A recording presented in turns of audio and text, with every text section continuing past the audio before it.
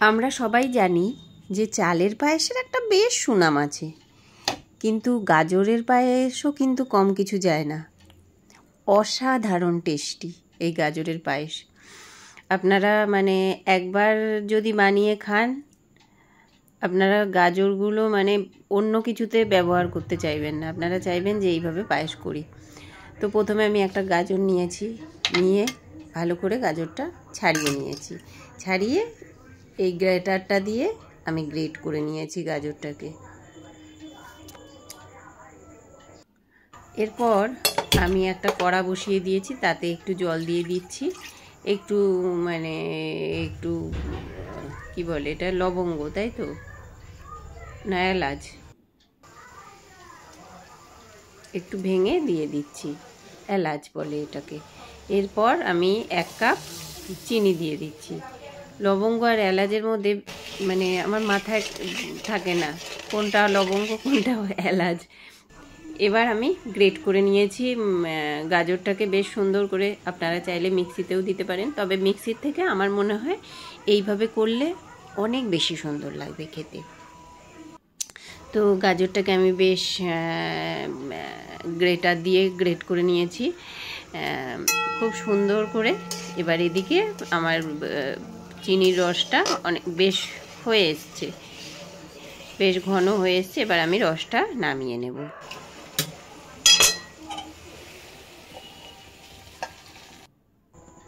এই যে রসটা আমি নামিয়ে নিয়েছি। এদিকে আমি একটা কড়াতে সামান্য পরিমাণ ঘি দিয়ে, সামান্য লবণ দিয়ে এই গাজরটা দিয়ে ভালো করে ভেজে নেব। খুব সুন্দর করে গাজরটাকে ভেজে নিচ্ছি।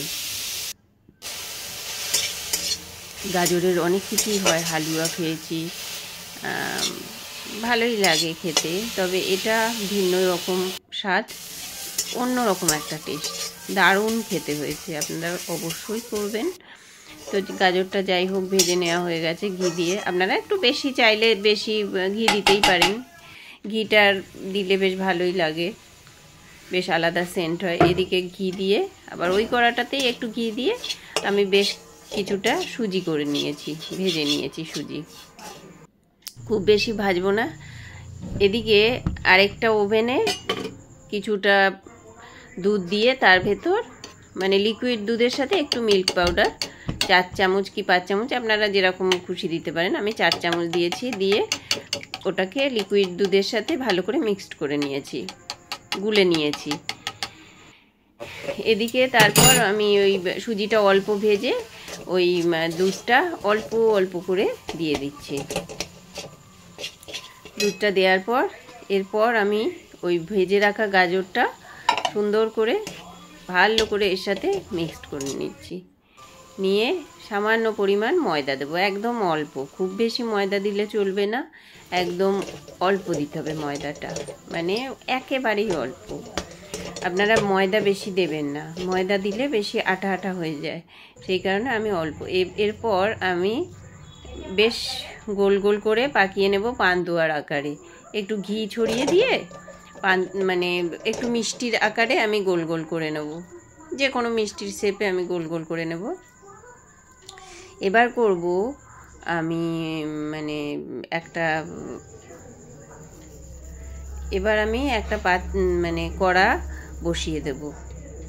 কড়াতে আমি কিছুটা তেল গরম করে নিচ্ছি।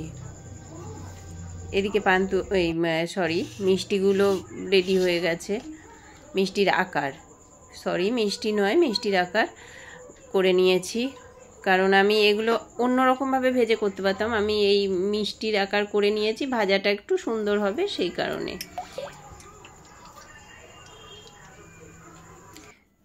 করে এদিকে তেল গরম করতে দিয়েছি। এবার আমি ওই পাকিয়ে রাখা মিষ্টিগুলো, মিষ্টি নয় যদিও, তখন নোনতা ছিল, তো যাই হোক, ওটা আমি তেলে সুন্দর করে ভেজে নিচ্ছি। খুব বেশি এইভাবে ভেজে নিলে তেলটা বেশি লাগে না, যেই কারণে আমি এইভাবে ভেজে নিচ্ছি। এবার আমি মোটামুটি ভাজা হয়ে গেলে এগুলো আমি রসে দিয়ে ভালো করে মিক্সড করে নেব। আমি কিন্তু চাইলে অন্যরকমভাবে করতে পারতাম, কিন্তু এই রকমভাবে করলে তেলটা বেশি লাগে না। তেলটা ছেঁকে এই যে আমি রসে দিয়ে দিয়েছি, দিয়ে এবার ভালো করে আমি চামচে বা হাতা দিয়ে ভালো করে ঘেটে নেব। আপনারা চাইলে আর একটু কড়াতে বসিয়ে দিতে পারেন, একটু শুকিয়ে গেলে, বেশ শুকনো হলে আর একটু দুধ দিয়ে কড়াতে আপনারা নাড়াচাড়া করে নিতে পারেন। অসাধারণ টেস্টি হয়েছে খেতে, আপনারা অবশ্যই খাবেন বানিয়ে, অসাধারণ দারুণ টেস্টি। তবে আমি সত্যি কথা বলতে এটা কিন্তু আমি মানে গাজরের পান্তুয়া বানাতে গেছিলাম, আমার পান্তুয়া হয়নি। এই কারণেই আমি সত্যি কথা বলছি, আমার মানে তেলটা আমি গরম বেশি হয়নি, যে কারণে আমি আমার কড়াতে পুরো পান্তুয়ার এটা লেগে গেছে। তো ওটা আমি মানে শেষে আমি কি করব, আমার মাথায় কাজ করছিল না কি করব, এত টাইম নষ্ট করব। তারপর আমি ওই রসটার মধ্যে ভালো করে ঘেটে নিলাম, দেখলাম চামচে করে খেয়ে দেখলাম মানে এতটাই টেস্ট, মানে পান্তুয়া অত টেস্ট হতো না আমার মনে হয়। এই পায়েসটা যতটা টেস্টি হয়েছে, পান্তুয়া কিন্তু অতটা টেস্টি হতো না। আপনারা অবশ্যই করে খাবেন, খেয়ে দেখবেন একবার অন্তত, আমাকে বিশ্বাস করে। দারুণ হয়েছে খেতে। আপনারা চাইলে পুজোর প্রসাদ হিসাবেও এটাকে ব্যবহার করতে পারেন, মানে ঠাকুরের প্রসাদ। দারুণ লাগে খেতে, দারুণ। আপনারা অবশ্যই খাবেন। আর আজকের জন্য তো এখানেই শেষ করছি, কাল আবার অন্য কিছু নিয়ে হাজির হব। টাটা, বাই, খুব ভালো থাকবেন।